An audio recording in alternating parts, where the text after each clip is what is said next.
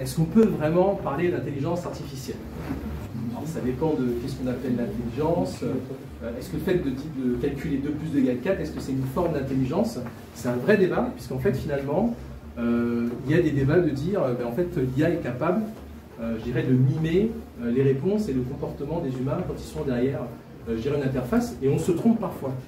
Je me souviens très bien c'était en 2017, de ma conseillère bancaire, qui maintenant je retrouve est dans l'IA, discutait par mail en fait avec une IA. En fait. Et elle ne se rendait pas compte qu'elle était en train d'échanger par mail avec une IA, et contrairement à ce que l'on pense, il y a énormément de services où en fait il y a déjà de l'IA derrière, et c'est ce que je disais, tout le monde utilise l'IA en fin de compte. Et j'aime bien un peu faire d'historique avant de rentrer dans le concret d'aujourd'hui. En fait, en 1642, à l'époque, Blaise Pascal avait inventé la pascaline, qui est une machine arithmétique qui permettait de faire des additions, des soustractions. Et en fin de compte, la question évidente, c'est, ok, quand vous faites une opération, par exemple, vous faites 13 x 13, 14 x 14, une opération de ce type-là, il y a une mécanique intellectuelle qui se passe, et en fait, finalement, la machine peut le mimer, en fin de compte. En revanche, effectivement, la machine ne va pas remplacer la personne qui va faire l'opération. Si vous faites une opération, c'est qu'il y a une bonne raison. Donc finalement, quand on parle d'intelligence, il y a vraiment un vrai sujet en fin de compte. Alors il y a aussi il y a eu plusieurs machines différentes qui ont évolué.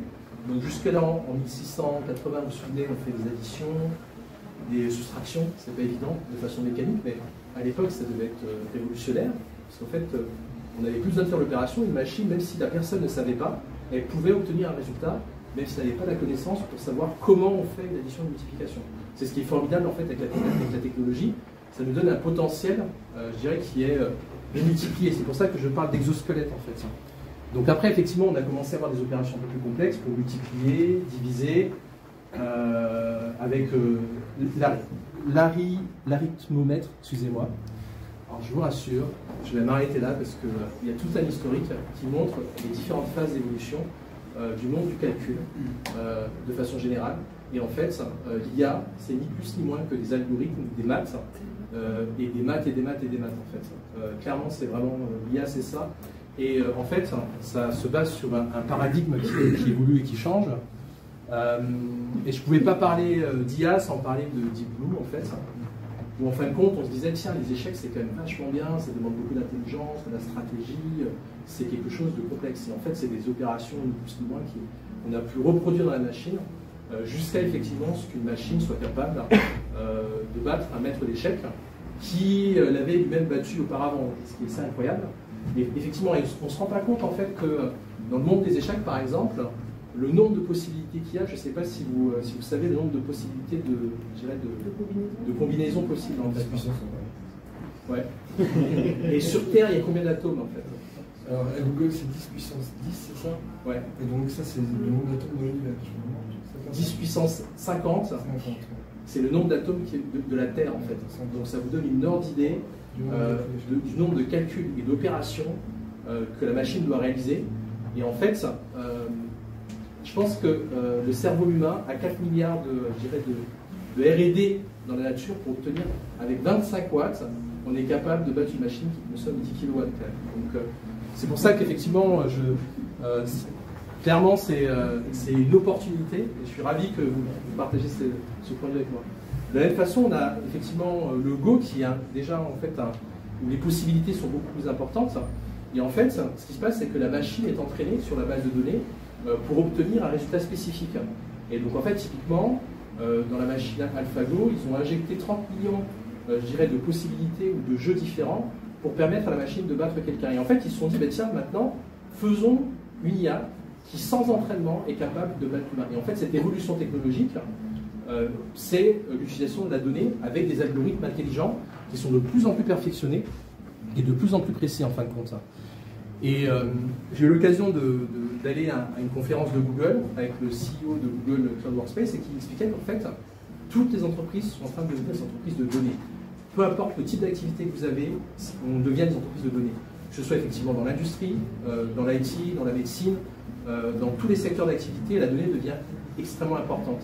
Et en fait, le paradigme qui se passe, auparavant, quand on avait un programme informatique, c'est on compilait des instructions, on utilisait en fait des données d'entrée, on utilisait un algorithme qui disait va à gauche, va à droite, va tout droit. Les enfants qui sont déjà en primaire le font déjà. Et avec la révolution de l'IA, ce qui se passe, en fait, c'est qu'on va trouver l'algorithme.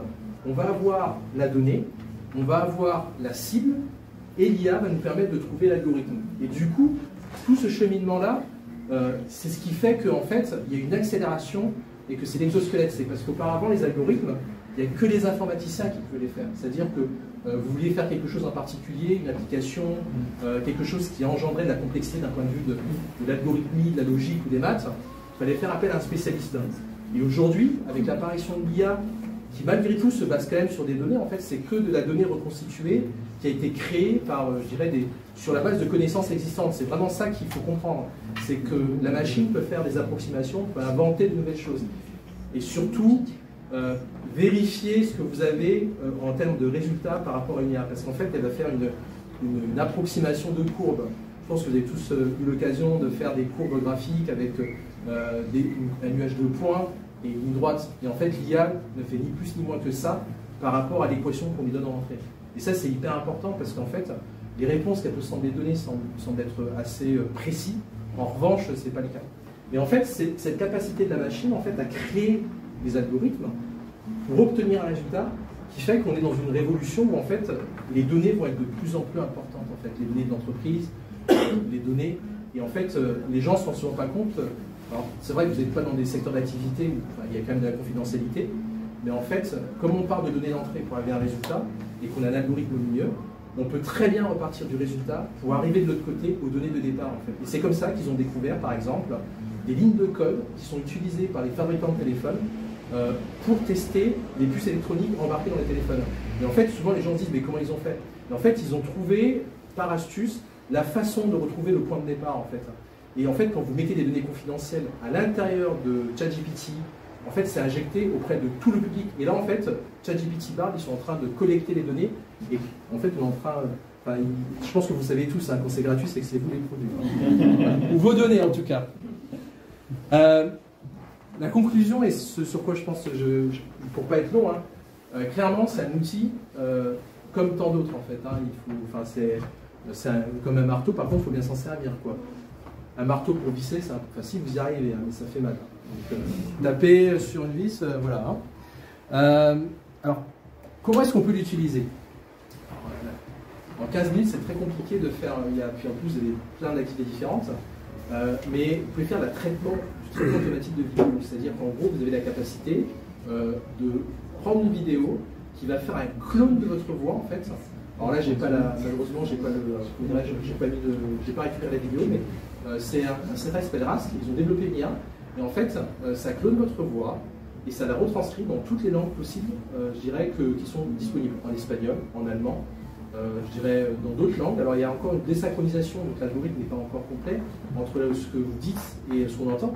Par contre, c'est, je dirais, fait de façon quasi automatique. Il y a des scripts aussi qui est dans le traitement automatique de la vidéo, c'est-à-dire que vous avez envie de vous internationaliser, vous avez envie de faire quelque chose à destination d'un public international. L'IA est là pour vous faciliter et vous pouvez effectivement facilement l'utiliser.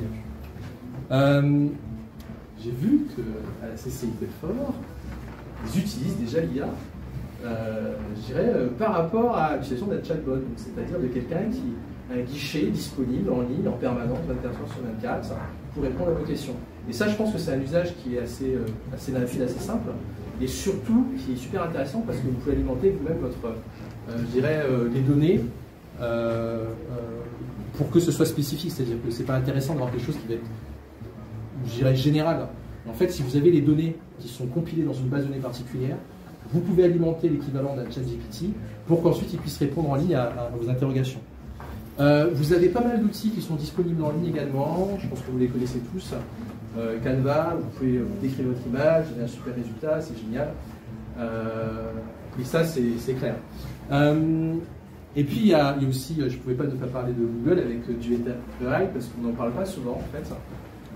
Et en fait, ce qu'ils sont en train de faire est assez, je dirais, révolutionnaire, parce qu'en fait, comme ils ont un environnement global, englobé, en fait, les entreprises qui sont déjà dans Google vont pouvoir avoir leurs données utilisées pour, je dirais, implémenter en termes d'IA. C'est-à-dire qu'en gros, tous ceux qui sont sous Google Workspace ont l'équivalent de leur ChatGPT avec leurs propres données, en fait, confidentielles, segmentées pour eux.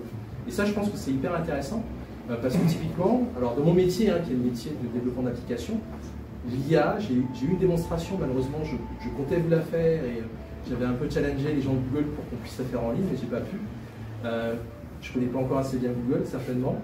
Mais en fait, ils sont capables de générer une application avec une application de low-code. En fait, quelqu'un qui ne connaît pas l'informatique, vous décrivez, tiens, j'ai une application qui permet de gérer mon stock avec telle quantité, etc. Et ça vous génère l'application sur votre téléphone, vous pouvez mettre sur les Play Store, instantanément, avec des connaissances. Vous décrivez, en fait. En fait, c'est ça qui est excellent, c'est que vous décrivez là où vous voulez arriver. Et en fait, tout le travail de l'IA va être de vous générer les éléments. Et c'est intégré, en fait, aujourd'hui. Au sein de Google, ils l'ont vraiment pensé ainsi. Et du coup, ça fait que les gens se concentrent sur leur métier, leur valeur ajoutée. Plus sur le comment, parce que l'IA, vous vous souvenez l'algorithme, ça auparavant, on le faisait. Et ça impacte mon métier parce que je fais de l'informatique. Et je vous avoue que la première fois que j'ai vu ça, je dis mais c'est fini l'informatique. Ça évolue en fin de compte, ça. Et j'ai vu aussi que les services publics, globalement, l'utilisent et ont pas mal d'avance, je dirais, dans l'utilisation de l'IA. Et je trouve que c'est formidable. Après, il y a quand même un certain nombre de limites, donc surtout pour la partie chatbot.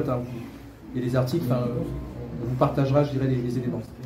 Pour conclure, j'espère que ça n'a pas été trop long. Avec l'IA, vous êtes aux manettes. Clairement, c'est un outil, c'est vous qui êtes aux manettes, et soyez vigilants. Clairement, il y a une vigilance à avoir. Et en fait, souvent, c'est utilisé typiquement dans le domaine légal ou dans d'autres domaines. Vérifiez toujours avec un professionnel, un spécialiste, les données que l'IA vous donne, parce que c'est forcément, vous pouvez voir, ça peut être incorrect, ça peut être correct, mais faites un check, c'est hyper important. Clairement, c'est une révolution industrielle, c'est comme l'invention du papier. En fait, on donne accès aux gens la possibilité de créer de nouvelles choses, et je pense que ça, c'est important. Il y a un changement dans la façon de traiter les données. Je pense que les données sont devenues essentielles, c'est encore plus criant. Donc dans votre activité, toutes les entreprises sont en train de devenir des entreprises de données. Donc la vraie question, c'est quelles sont vos données, comment vous utilisez un fichier client, est-ce qu'il y a une catégorisation, parce que comment vous faites en fait finalement.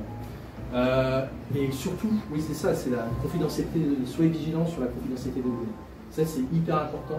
Ce que vous mettez dans l'IA, c'est une IA qui est publique, ça veut dire que naturellement, potentiellement quelqu'un pourra y avoir accès en faisant du reverse engineering. Et c'est un point essentiel, je pense, là-dessus.